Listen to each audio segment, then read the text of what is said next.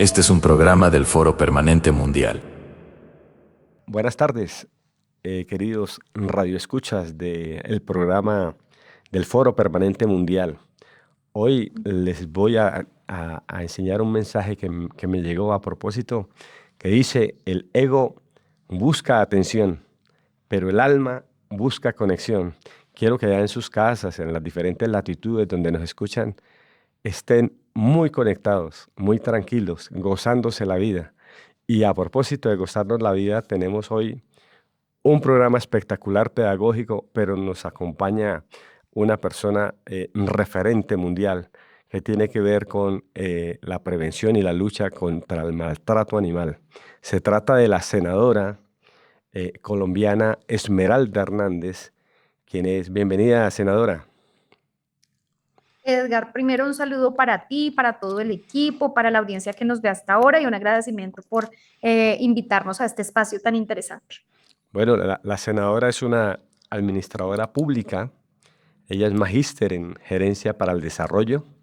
La senadora es muy fuerte, como ya lo dijimos, en los temas ambientales, los temas animalistas, y es autora de la histórica ley en Colombia del No Más Ole, que prohíbe las corridas de toros, las peleas de gallos, prohíbe las corralejas, el coleo, y tiene una eh, eh, eh, marcada finalidad de evitar precisamente la tortura animal en esos espacios públicos. Entonces, senadora, la pregunta para la audiencia es ¿cómo ha sido esa lucha que tú has liderado frente al maltrato animal, que muy bien lo hace, ¿no? Pues bueno, Edgar, llevamos ya muchos años en esta causa, en esta lucha en el Congreso de la República. No es fácil porque el Congreso todavía refleja sobre todo la representación de tradiciones muy arraigadas en las regiones y el Congreso justamente es eso, es decir, la representación de las regiones allí puestas, digamos, en una curul. Así que defienden mucho todavía prácticas como las corralejas, como las peleas de gallos que están presentes en todo el territorio nacional, prácticas como el coleo, que incluso es reconocido como un deporte nacional, que tiene resolución deportiva del ministerio y que funciona en buena parte también del país, sobre todo en la zona de los llanos orientales. Y entonces dar esas discusiones en el Congreso siempre se llevan a que o es el bienestar animal, la protección de los derechos de los animales, pero que se están vulnerando derechos, garantías, tradiciones culturales históricas y demás. Entonces, de verdad que es una cosa muy compleja. Para lograr la prohibición de las corridas de toros tuvieron que hundirse 14 proyectos de ley anteriores al nuestro, 14 proyectos de ley que no pudieron prosperar en el Congreso justamente porque primero son tradiciones que tienen un respaldo de unos poderes enquistados en las distintas ramas de la institucionalidad que no permiten que se pueda avanzar. La tauromaquia era la representación de un status quo, de una élite política que presionaba al Congreso de la República a través de altos magistrados, a través de poderes económicos, a través de acuerdos, digamos, que sobrepasan cualquier discusión sensata desde lo legislativo, desde lo político, y por eso fue tan difícil. El movimiento por los derechos de los animales en Colombia llevaba casi 30 años en esa lucha, avanzando, digamos, para que la gente pudiera entender, porque cuando uno habla de tauromaquia, pues uno sabe que hace 20 o 30 años era una tradición reconocida, que a la gente le gustaba, que la gente no entendía que era una práctica de tortura, que era una práctica de maltrato animal, pero gracias, digamos, al movimiento la gente va haciendo conciencia que no está bien, de que no es ético, por más que sea legal, por más que sea una tradición, no es ético torturar, matar, desangrar animales simplemente para nuestro entretenimiento, y eso ha hecho que haya más presión ciudadana alrededor de estos temas, temas que hace 10 años o 15 años en el Congreso se veían como un chiste, todos los temas de maltrato animal, las leyes que sacamos en favor de los animales y demás se veían como un chiste y eran unos dos o tres locos que iban allí a intentar a pelear el tema y lo veían como que vea tantos problemas que hay en el país para que ustedes estén peleando por estas bobadas. Hoy ya no es así. Hoy ya la agenda por los animales es una agenda que está posicionada en el Congreso, que está posicionada en la agenda pública, que la gente cada vez reconoce más, la gente es más consciente de la situación de maltrato, de la situación de destrucción de hábitats de los animales, no solamente de los domesticados, sino lo que está sucediendo con los animales silvestres, con nuestros ecosistemas, con la Amazonía, con los humedales, que finalmente también afecta a otras especies. Así que cuando esa cultura se va construyendo y la ciudadanía va acompañando estos procesos, estas agendas son más fáciles de conciliar y eso es lo que ha permitido que tengamos estos triunfos históricos en el Congreso de la República. Con ese movimiento, Esmeralda, ¿cuántos años lleva más o menos embargando o liderando este movimiento contra el maltrato animal? El movimiento por los animales en Colombia lleva muchos años. Yo era muy chiquita, yo creo que eso lleva más o menos unos 30 años. Hay mucha gente que uno la ve en su causa cuando empezaron y cuando se pararon por primera vez, por ejemplo, en una plaza de toros y hoy ya están viejos y han llevado toda su vida creyendo incluso que nunca iban a lograr la abolición de la tauromaquia. Pero yo llevo trabajando por esta causa alrededor de 10 años.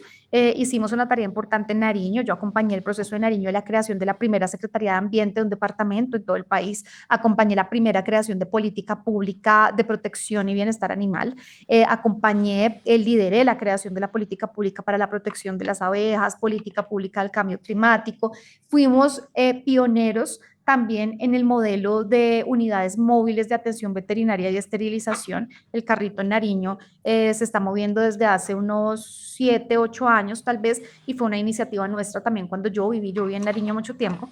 Y desde esa época, desde donde he podido y desde donde he estado en el escenario público, he acompañado el proceso por los animales. En la alcaldía, yo fui alcaldesa local acá en Teusaquillo, en la alcaldía logramos dejar muy posicionado el tema de presupuesto, un programa que nunca se había implementado desde las alcaldías locales, que tiene que ver con la atención de emergencias veterinarias, con el reconocimiento, digamos, de los animales como parte de un proceso local también. Lo dejamos en mi alcaldía y hasta hoy todavía persiste. Así que desde donde he podido he acompañado el proceso, he acompañado el movimiento, y desde que tengamos los escenarios en la calle, en las instituciones, con micrófono, en las corporaciones públicas, estaremos siempre defendiendo no solamente los animales per se, sino también la vida, los ecosistemas, el agua. Cuando uno se opone al fracking, cuando uno se opone al glifosato, cuando uno se opone a la deforestación, está salvando vidas animales. Así que yo creo que la lucha por los animales tiene que ser una lucha completamente integral. Esmeralda, aquí hay dos inquietudes. Uno, primero, manifestarle que mis hijas, que son animalistas también, tuvieron la oportunidad de votar por usted en octubre. Y ahorita, por supuesto, reiterar el voto paritario que había en la lista del partido colombiano Pacto Histórico. Pero miren, más allá de eso, hay unas luchas, pero también hay Esmeralda, una clandestinidad. La ley está, aparentemente es un éxito, pero hay una clandestinidad del ejercicio. Hay peleas de gallos, sigue habiendo coleos, sigue habiendo corralejas. Entonces, ¿cómo va a ser esa agenda legislativa o de pronto meterse también un poquito más al control político de quien va a ser presidente para que esas leyes que ya es un gran logro, por supuesto, pero que se aterrice en la realidad y se enfrente esa lucha contra ese maltrato animal? Ahí veo un gato. Bueno, primero, dámele un abrazo y un saludo a tus hijas. De verdad, pues que si no fuera por el apoyo ciudadano, pues no podríamos tener estos espacios de defensa de la vida. Y pues bueno, primero como varias claridades. La prohibición de las corridas de toros la logramos nosotros con una ley que salió en el 2024 que establece un periodo de transición, porque nosotros teníamos que concertar también qué iba a pasar con las familias taurinas. El periodo de transición es de 3 años. en el que ha sido un proceso muy complejo, pero la idea pues es buscar la reconversión laboral de esas familias, garantizar que efectivamente no queden en la calle, garantizar qué va a suceder con los animales, bueno, todo lo que significa un proceso de transición y por eso todavía no están prohibidas, digamos, en la práctica las corridas de toros, o sea, se pueden seguir haciendo corridas de toros. El 22 de julio del año 2027, es decir, el año que viene, quedarán prohibidas en todo el territorio nacional. Estos 3 años pueden hacer corridas de toros y por eso la gente a veces no entiende cómo así si ya se prohibió, ¿por qué las están haciendo? Se hacen porque estamos en el periodo de transición. Después del 22 de julio no se podrá. Peleas de gallos, corralejas y coleo las prohíbe la misma ley, la ley no más sole gracias a una extensión que hizo la Corte Constitucional en la revisión de constitucionalidad de la ley. Esa sentencia se anunció el 4 de septiembre del año pasado y también establece un proceso de transición de 3 años. Así que tendremos lamentablemente 3 años más de coleo, corralejas y peleas de gallos antes de que queden prohibidas en su totalidad. Por eso siguen existiendo. Ahora, hay que trabajar en un proceso, sobre todo, digo yo, en temas como las peleas de gallos, porque, por ejemplo, una corrida de toros es más fácil de denunciar, es más fácil de frenar, es mucho más difícil de hacerla de manera clandestina, pero una pelea de gallos no, una pelea de gallos se habilita en un patio trasero de una casa, se organizan una gallera artesanal allí, una cosa montada, digamos, de manera temporal y no pasa nada y nadie ni se entera. Entonces, lo que tenemos que hacer allí, que es lo que ya estamos trabajando con el gobierno nacional, es establecer un proceso que les garantice primero a esas familias, porque en el tema de gallos es un tema más disperso y más rural, identificarlas, ver si realmente viven de esta actividad y si viven económicamente de esta actividad, hay que armar un proceso de transición para que ellos se vinculen a otro tipo de actividades pecuarias, de sostenibilidad, de reforestación, no sé, es decir, hay que buscarles alternativas donde ellos se sientan cómodos y tranquilos para garantizar que dejen la actividad, porque lo que va a pasar es que cuando quede prohibida van a pasar hacia la clandestinidad y eso no nos sirve. Yo no quiero una ley de papel, yo quiero una ley que se implemente en la vida real, no que los terminen, digamos, criminalizadas las personas que hacen la actividad simplemente porque pasaron hacia la clandestinidad.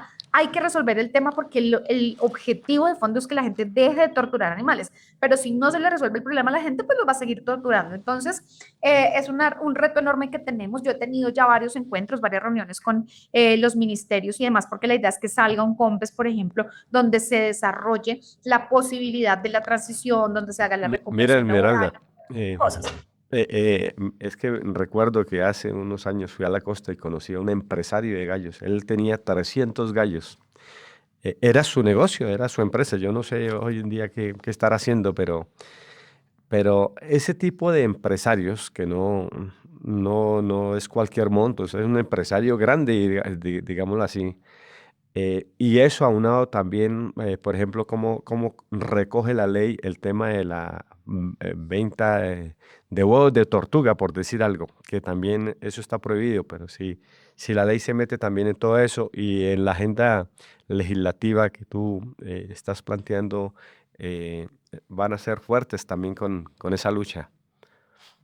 Sí, son temas, digamos, distintos, todos tienen que ver con maltrato animal, pero son temas distintos. Por ejemplo, ahorita en Semana Santa se viene una cantidad de tráfico de animales silvestres que es ilegal en Colombia. La venta de huevos de tortuga, ¿cómo se llaman ahora? Se me olvidan, de babillas, porque hay un tráfico que se incrementa mucho en Semana Santa, es ilegal, eso es un delito porque son animales silvestres. Y en Colombia no se puede capturar, no se puede cazar, no se puede traficar, es decir, no se pueden comprar ni vender animales silvestres.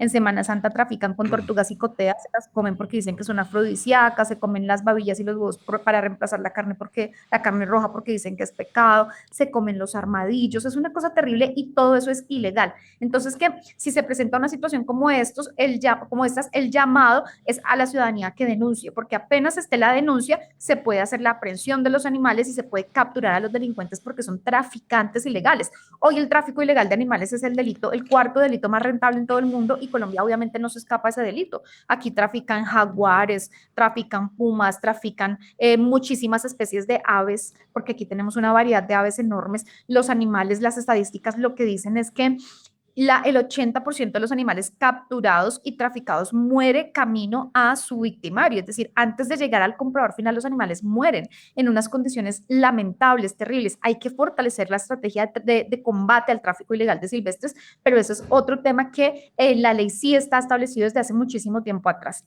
Aquí, y el tiempo es oro.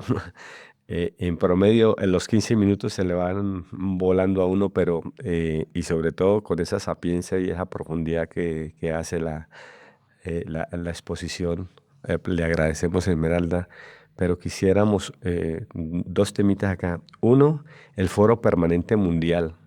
Como su nombre lo indica, es un foro. No sé si en la parte pedagógica podamos nosotros coadyuvar con el movimiento de ustedes y servir de ese enlace en ese foro permanente abierto y virtual y también presencial para que lo hagamos, porque también tenemos un PVC riguroso, un programa de voluntariado corporativo para que de pronto tengamos esos enlaces, Esmeralda, y de verdad cuente con este foro permanente mundial, cuente con su espacios para que nos utilice también en esta pedagogía que hay que seguirle dando, ¿no? Esto no para, como se dice. Entonces, y por último, un último mensaje para la audiencia, Esmeralda. Gracias, Edgar. Pues agradecerte el ofrecimiento, por supuesto que lo vamos a aprovechar. Aquí lo que necesitamos es voces que nos ayuden a hacer pedagogía, a difundir, a contarle a la gente en qué estamos y cuáles son, digamos, las penas, las sanciones y cuáles son los derechos que se han avanzado en materia animal. Y no, un mensaje final. Yo creo que tenemos que seguir trabajando en estos espacios. Los derechos de los animales, hay gente que dice, a mí no me gusta la política, yo no soy política, pero los derechos de los seres humanos, los derechos de los animales, las transformaciones sociales, todas tienen que ver con la política, todas se ven atravesadas por la política, así que a votar bien, a acompañar bien las propuestas, a revisar qué modelo de país queremos.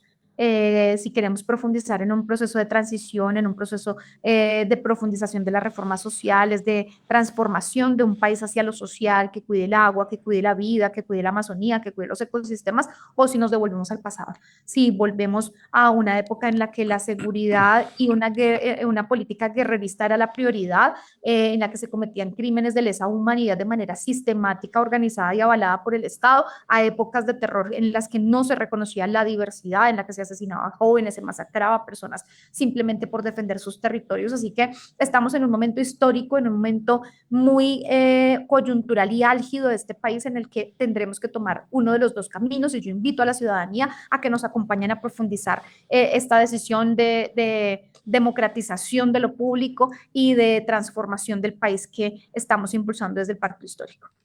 Bueno, muchas gracias, doctora Esmeralda, a todos nuestros audiencia en las diferentes latitudes del mundo que nos escuchan.